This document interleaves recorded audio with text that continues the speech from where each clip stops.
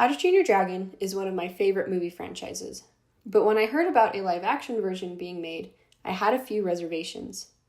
A lot of these reservations stemmed from watching the trailer and being unimpressed with costumes and sets, and everything looking shot for shot, action for action, beat for beat, the exact same as the animated version. Now, I think I was expecting the movie to be the same as the original, just like how Disney's Beauty and the Beast, Aladdin, or Lion King were the same story-wise. But I feared this movie to be a clone copy of the animated one, and unfortunately, that is basically what we got. Since this is a remake of the animated one, I'm not as worried about spoilers here, but if you want to see the movie before learning of a few things they added or took away, now's your chance. But honestly, I'd just go watch the original and call it a day. This is not a film I would recommend going to the theater and seeing. If you're at all interested, save your $15 and just wait for it to go to streaming. I've given this movie a 6.5 out of 10. That is compared to a 9 out of 10 score for the animated version. Story, I gave 6 out of 10. 3-act structure, 9 out of 10, and craft, 5 out of 10. For 3-act structure, I don't feel I need to talk a lot about. It stayed true to the typical 3 acts you want in a film. Important beats were hit, but I've knocked it down because of pacing of where the acts landed. Act 1 felt really fast, Act 2 felt really long, and Act 3 felt just right. The whole film almost felt like it wasn't able to find its footing until Act 3. For the story, I have some things to say, and I'm going to include a little bit of the script writing in here as well. They took the script from the original, brought it to the live action, changed a few jokes, and honestly made them flat and terrible, extended a few scenes, and added a few scenes. The scenes they added I actually really liked. They included a scene where Stoic and the Vikings are doing their first search in the film for the island. It continues on and we see them getting attacked by the dragons, and it added a little more weight and urgency and danger to what these Vikings are feeling with trying to fight these dragons. It added a realness to the film, which I really liked. There was also an added arc for Snotlout, where he's not just trying to be a big tough Viking for the sake of it, but because he wants to make his dad proud, and I really liked that added character development. There were many things, however, in the story that did not go well. They changed the story so the Vikings have semi-recently landed on Berk from all across the world to fight the dragons, rather than it being an ancestral home for the Vikings, and them having their problem with the dragons for a long time. What doesn't make sense to me with this story change is that they moved to the island to be closer to the dragon nest, but in order to do that, they'd have to know where the nest was to begin with, which they obviously don't because only a dragon can find the nest. It also created this weird tension between different Vikings, including Astrid, who, instead of wanting to be the best dragon fighter, tells Hiccup she's eyeing his big house on the hill, wanting to be chief one day, as if she's from a different tribe that maybe has issues with the tribe Hiccup comes from. And then it was a plot point that was never revisited. So that made the camaraderie between the Vikings feel forced and fake a lot of the time. Instead of them being in this together, it felt like they were all in it for themselves. Astrid had some other rewrites as well, where she doesn't become as suspicious of Hiccup as she does in the animated, which made her confrontation with him not as strong. And then they tried to make Astrid the leader of the teens, which she kind of is at the beginning of the film in the animated version, but they tried to continue it through, and it became a conflict with Hiccup also leading the teens into battle, even though he asked her to lead. I feel like Astrid isn't the best leader. She's great with battle strategy and fighting, but Hiccup has a way of knowing the strengths and weaknesses of not just the dragons, but the other teens, and so it works better in the animated one, with him utilizing that to fight the Green Death, rather than handing it off to Astrid. It just made the charge into battle feel a little clumsy in the writing and development of the characters. And then my biggest issue with the whole film was they took out what I think is probably one of the most important scenes in the whole movie. In the original, after Hiccup and Toothless have their first successful flight, they end up on a cliff side eating fish. Some terrible terrors come and try to steal some of Toothless's fish, and Toothless gets angry. He then blows a little bit of fire into the mouths of one of the little dragons to ward it off.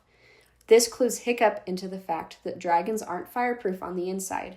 So when he's in the big battle with the Green Death, he knows to give it the final blow before it hits the ground by shooting it in the mouth. That scene has been taken out, meaning now we have no idea how Hiccup figured out he needs to shoot the dragon in the mouth. This is something in film called a Chekhov's gun. In a film, for example, if you see a gun, you expect to later see that gun go off. In the live action How to Train Your Dragon, we see the gun go off, but we never see the gun. And story-wise, that's a problem. Without Hiccup knowing that dragons aren't fireproof on the inside, we have no reason to believe he knows how to defeat the Green Death. Aside from one of the most important scenes getting cut, this movie had many other issues. The acting across the board, except for Gerard Butler, was terrible. Every performance was flat and line delivery was weak. There were a few instances where performances really hit. For Hiccup, it was when he was searching for Toothless after he shot him down. There was a moment of him being angry that he couldn't find the dragon that was really good. But then he fell flat again, especially after getting screamed at by Toothless. He kind of gave a look of, oh, that just happened. He was just very on and off between giving a good performance and an extremely flat performance. Astrid was the same. She was very flat a lot of the time, and honestly, the way her character was written, or maybe the direction she was given, she was very snotty and mean. Not like the animated one where she was just focused on trying to be the best dragon fighter. Her character arc also never felt like it came about. She has the romantic flight, and then immediately goes back to being snotty again. And then the next scene is all nice and on board with Hiccup, but the arc was not smooth and honestly very confusing. She had only 3 moments where I felt like she was giving a good performance. One was her demanding Hiccup let her down after she gets kidnapped by him and Toothless. The next was when Hiccup and Toothless save her from falling off the Green Death, and she looks up at Hiccup and gives him a cute little smirk.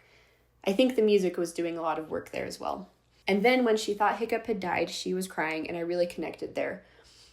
Honestly, I didn't feel like she was Astrid until we got deep into Act 3.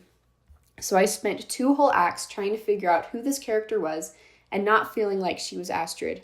And it had nothing to do with how she looked. It had everything to do with acting and possibly the direction that she was given on set. I think she was given very poor direction, and her character rewrite was also very poor and made no sense. The other teens were honestly very forgettable. I forgot they existed many times during the movie. The only teen I thought gave a consistently good performance was Snotlout. And then Gerard Butler gave a fantastic performance in every scene that he was in. The direction of this movie I thought was very poor. There were shot choices I felt were very questionable. There were moments I wanted a reaction shot and never got, and some that honestly should have been there. An example I'll give is when the teens and Gobber are having the bonfire, and Gobber tells them about how he lost his hand and foot. He mentions that it's the wings and tails that you want when fighting dragons. In the animated version, it focuses in on Hiccup as he's realizing that's why Toothless can't fly out of the little cove. In the live-action one, it really doesn't focus on him, and then it suddenly just shows him gone. We as the audience have been robbed of seeing him have a realization and get up to leave. We're left confused as to why he's already gone. The pacing of the film was also not great. They blew through some very important scenes, lingered in some that didn't need it, and cut important dialogue that would have helped pacing and character development. And then the sound was not great. Some of the actors had issues enunciating their words or projecting them properly enough to be heard. And then the music and sound effects were often mixed too loud, making it also hard to hear some dialogue. There were many things I did like about this film. There were little motions here and there that added some quirks to some of the characters or the things that they were doing. There were fun little things at the beginning where instead of a sheep getting stolen, the Vikings had created a decoy sheep to start a bell ringing to alert the Vikings, which I thought was great.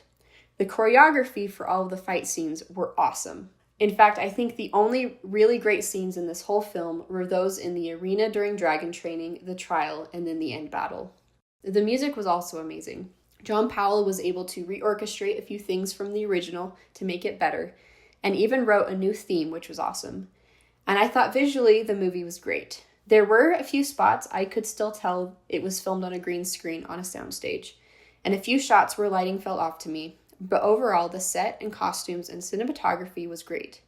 There were also some match cuts that I noticed that were really cool, like matching Toothless gripping the cliff to get out of the cove to help Hiccup in the arena to Hiccup's hand gripping a rock.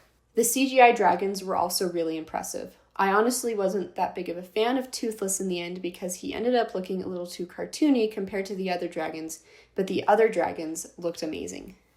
I think my overall takeaway from this movie is if you want to see Gerard Butler be awesome, see some cool choreography and cool CGI dragons, then go for it.